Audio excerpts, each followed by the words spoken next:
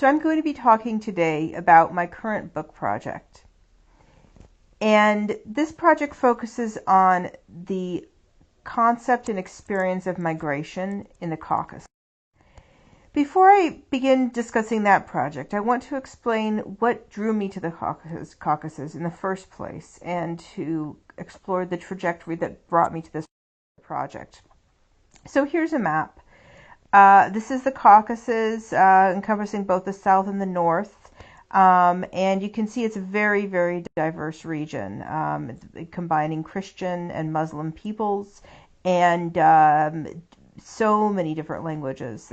It is famed for its multilingualism, and in particular for the fact that the languages of the Caucasus are often not genetically related to each other. I mean, there is a Caucasus language family, but the linguistic diversity is on par. And when I was living in the Caucasus, one was violent militant resistance, and the second was forced migration. Is concerned precisely with forced migration. I am interested in how, at the same time as violence was being given a different kind of ethical status, forced migration was also being transformed. It was a strategy that was resorted to by the Russian state in order to secure its borders. So when there were people who were obviously not happy to be conquered, especially from the West Caucasus, the Northwest Caucasus, there was a lot of very, very violent resistance. And it seemed that the only way to kind of secure the borders was to force those peoples who were conquered to leave. And the Ottoman Empire, certain Ottoman rulers made deals with the Russian state, saying that they could migrate there. And it appears that these peoples were deceived. They were told that they would find peace and prosperity in the Ottoman Empire, but they didn't. And so these stories of migration, it's something that reoccurs, just like the stories of violence reoccur again and again, not only in the 1860s, but the memory of it recurs in the Soviet period and the post-Soviet period. That's what's interesting to me, the aesthetic reproduction of a historical experience. So that's now the focus of this current book project, Forced Migration. And that book is now called The Obligation to Migrate: Forced Migration and Muslim Memory. So here's an image of by a Russian painter from the 1860s of a group of peoples from the West Caucasus who were forced to migrate. And of course, this is just one of so many depictions, hundreds of depictions. It's more representational and symbolic than a kind of portrayal of a single event. And you can obviously see the tormented expressions. I mean, the main thing I think that's important to convey here is just the sense of the migration being compelled and against the wills of these peoples.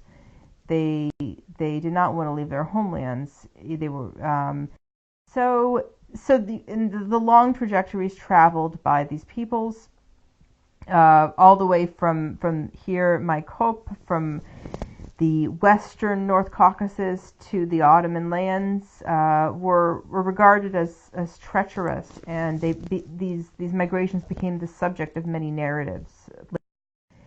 So it was. They were generally relocated to places of barren lands in the Ottoman Empire, and there are stories in the literatures that I'm studying about how once the peoples arrived in these barren Ottoman lands, they starved to death. In some cases, the lands were fallow. They could not provide for themselves, and they were not given any support from the government either. So although many generations later, they did ultimately prosper in the very, very late Ottoman Empire and now in Turkey. Certainly there are peoples from the Caucasus who have done very well, but the initial journeys were treacherous, and in some cases certain peoples became extinct. That's an important element of this literary history. The Obuik in particular, their language was extinct during this period because the people simply couldn't survive. from the point of view of literary history, this is a period after the 1940s deportations, and especially in the 1960s, 1970s, when there was an increased interest in the deportations of the 1860s. So the 19th century deportations became of great interest, partly because they were not forbidden in the way that as a topic of discussion, in the way that the deportations of 1944 were. So what I think you can get the sense of here is that there is a continuous turn to the memory of forced migration. It is a foundational story in the history of the Caucasus and of identity for the Caucasus peoples, particularly Muslim peoples. And while there's obviously a very local sense in which these narratives emerge very locally from the actual experience of being displaced, the experience of forced migration takes on an even deeper, historically deeper dimension in the concept of Hijra, which is a concept that is found in the Quran. And those of you who know the Islamic calendar will know that the Hijra refers, in one of its meanings, to, in fact, the beginning of Islam, the beginning when the calendar is dated according to the migration. That's what Hijra means fundamentally, the migration of Muhammad from Mecca to Medina. And this Hijra, so it's the beginning of the Islamic calendar, it's the paradigmatic migration of a Muslim to, in a sense, begin Islam as a religion. And it's the Hijra has this primary meaning, but it also has other meanings listed here. The expulsion of Muslims from Al-Andalus to North Africa in 1492, the world migration of Muslims away from non-Muslim rule. So it's not always like in the case, of course, of number one, Muhammad's migration. Well, it was a migration performed under coercion, but he did have a kind of choice. And there are hijras that are in a sense informed by choice. But the primary meaning of hijra in the Caucasus is of compelled forced migration, as in the image that I showed. So that's of the 1944 deportation. That's the hijra that I have in mind. But what's so interesting is just the many, many meanings that this term has acquired throughout history. All of these meanings coexist within each other for every Muslim. So I'm interested in those interweavings of meanings from past. And you can see the big difference between this concept of Hijra, you could call it the classical concept or the Quranic vision of Hijra, is that Muhammad is migrating to victory. And so it's a happy story of migration. The Hijra that I'm most familiar with from the Caucasus is a Hijra of tragedy, and where at the end there is simply death and starvation. But the first Hijra is always internal to the second in terms of cultural memory and Islamic faith as well. So the book itself has 5 chapters, and I'm looking at Hijra from its many different angles, as law, as national allegory, in the sense that I've discussed here, where the forced migrations of the 20th century were forbidden and suppressed as topics, and so that in a sense contributed to an increased popularity of the forced migrations of the 19th century as topics for literary history. In the novels, especially of these figures named here, Abuzadeh Demirov, a Chechen writer, Idris Bazorkin, an English writer, and Bagrat Shinkuba, an Abkhaz writer. So that's the allegory that I'm talking about. The 19th century came to stand in for the 20th.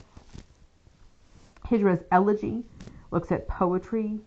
Hijra beyond nationality looks at Hijra as a kind of transnational concept, which it really is. That's another aspect of Hijra, that it unites peoples into a common historical memory and a common identity beyond their specific nations.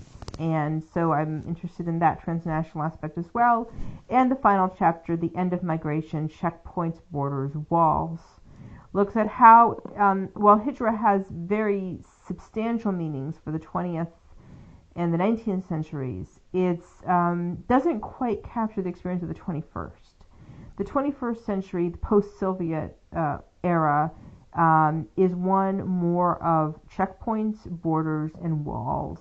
And so I make this argument and this comparison and contrast based on my experience, both in the North Caucasus, visiting Chechnya, going through checkpoints there, facing bribes, and observing the way borders work, as well as in Palestine, where there is, of course, a checkpoint regime. And so that's really, I think, the definitive experience of the current moment.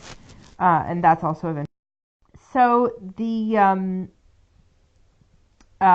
chapter on National Allegory focuses on these three novels by Idris Bazorkin, Abuzadeh Demirov, and Bagrat Shinkuba, which are, as I've said, national allegories. They are stories about the coming into being of the peoples who are described, and about their traumatic journeys during the 19th century to Ottoman lands. And what's interesting is that two of these figures were themselves deported. They were Chechens and Ingush, the two figures on the right and left.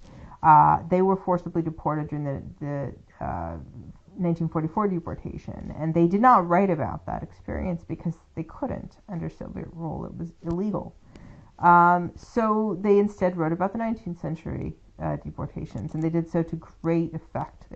Very, very popular writers and very influential within their own cultures and literatures. And in essence, these three books that I'm looking at are the foundational text of Chechen, Ingush, and Abkhaz literature, respectively. The next chapter, as I've said, looks at elegy and poetry to see how memory is mediated. The memory of forced migration is mediated. And here, what's notable is that the medium of poetry, the genre of elegy, is chosen by Georgian writers. So writers who are mountaineers, often, who are Georgian, and who sympathized with the plight of the Caucasus peoples to the north. But what's significant about Georgian writers is that they don't have a Muslim heritage. They are not writing as Muslims. They're writing as culturally Christian peoples who feel solidarity with Muslim peoples who were, in a sense, targeted in part because of their religion. That doesn't mean that every Muslim was forced to migrate away from Ottoman land, from the Russian Empire, but certainly being Muslim contributed to the distance and the suspicion that the Caucasus peoples faced. And so they chose poetry to express their solidarity with the Muslim peoples, and they often describe that solidarity in terms by drawing as well on the language of forced migration. So this is a poem by Gabriel Jabushanuri, a Georgian poet from the mountains who actually lived on the Ingush border, and he woke up one day and saw that all of his neighbors, his Ingush neighbors, meaning his Muslim neighbors, who were from a different ethnicity, but who were people he'd grown up with all of his life, were gone. They had been forced to leave, to migrate to Central Asia, or basically pushed into cattle cars. And he began a poetry cycle that he could not publish during his lifetime. But it is about these forced migrations. Essentially, it describes the village where he grew up, now that it had been abandoned by the peoples who were forced to vacate it. And interestingly, in this poem, he eulogizes one of the anticolonial bandits who I mentioned earlier, who is on the cover of my book, Zelim Han. He says, "Accept me as an heir of Hilho, we'll shed tears for our tomorrow. If our hearts give birth to sadness, we'll sing the saga of Zelim Han." So he uses the language of elegy to celebrate and lament. But that's exactly what elegy does, right?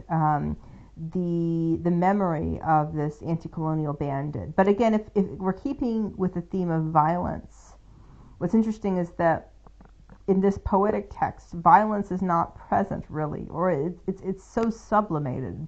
There is not a celebration of violence here, and yet the figure who is lamented is himself the epitome of anti-colonial violence. So you can see the transition from the transgressive sanctity of my first book to this very different understanding of the effects of violence in the second. And here we have the same poet, different Georgian poet, very famous Galaktun Tabidze, creating a kind of solidarity with the Abkhaz peoples who were deported. He writes a poem in the first person in which he says, I, a muhajir, meaning someone who has been forced to migrate, remember when my homeland saw the plague, I lift a fist of native soil to my chest.